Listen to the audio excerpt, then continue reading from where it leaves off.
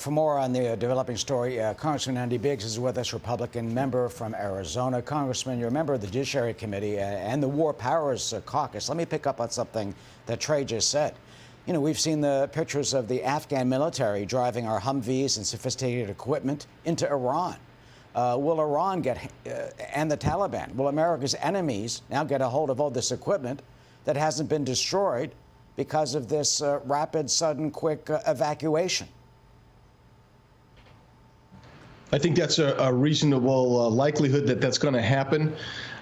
Historically in Afghanistan, when the Russians left, the Mujahideen took a lot of material, and the same thing with us. So when we evacuated the Zagreb air base recently, we left a lot of material there for really the Taliban. And so don't be surprised if some of this gets taken over to either Iran and used against us ultimately. That is the big fear. One of the big fears that I have is that we're leaving this place in a disorganized fashion, and without, not only are we putting our personnel in jeopardy that we're trying to evacuate right now, but we're also fortifying potential enemies. Could this, in your sense, this disorganized, chaotic basic retreat from Afghanistan, could this have been prevented, not only leaving our equipment and leaving the country to the Taliban, but 20,000 of translators, helpers, cleaners, and others who believed in America all these years, and now we're hightailing it out of there? Yeah, I mean, there's going to be a lot of time for after-action review. That's for certain. But reality is we've got to get our security back in there and fulfill this mission. This mission was to be an orderly withdrawal, and that's not what's happening today. And so you've got a lot of our personnel and a lot of our immediate allies that are in jeopardy because of the way this was done. And a lot of it was because there's lack of communication. Why? Exactly why? Well, I think we're going to find out as we do after-action reviews, but some of the things that I would say that went wrong is an overestimation of the will of the Afghan fighting force, a failure on the part of this administration to understand the reality of what Taliban might do, and the actual. We'll see whether there was some Chinese influence in there, and I know that's odd to say, but China's already said they're going to recognize the Taliban.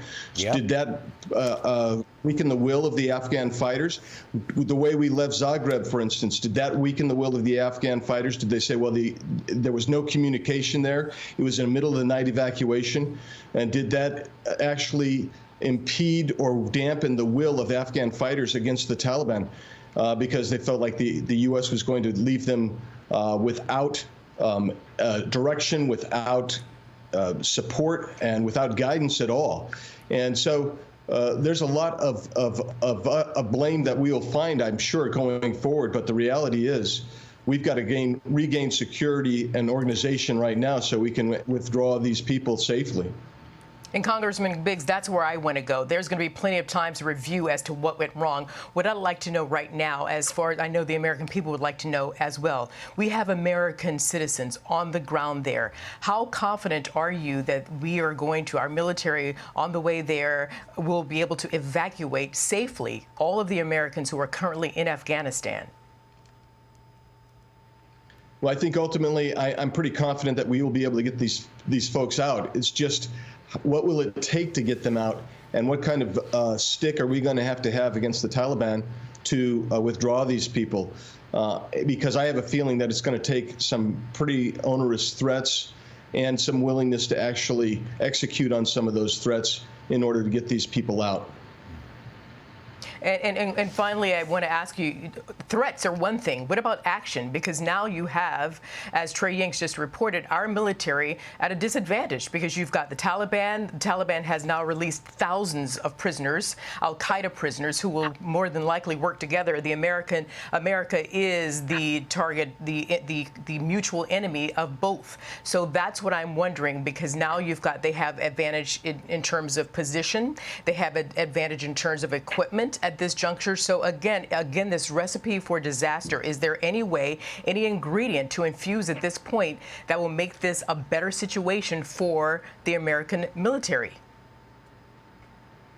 Well, you're going to have to come in with overwhelming firepower and strength. I mean, that's just the way it is. You can't say red line or offer a threat without being willing to back it up.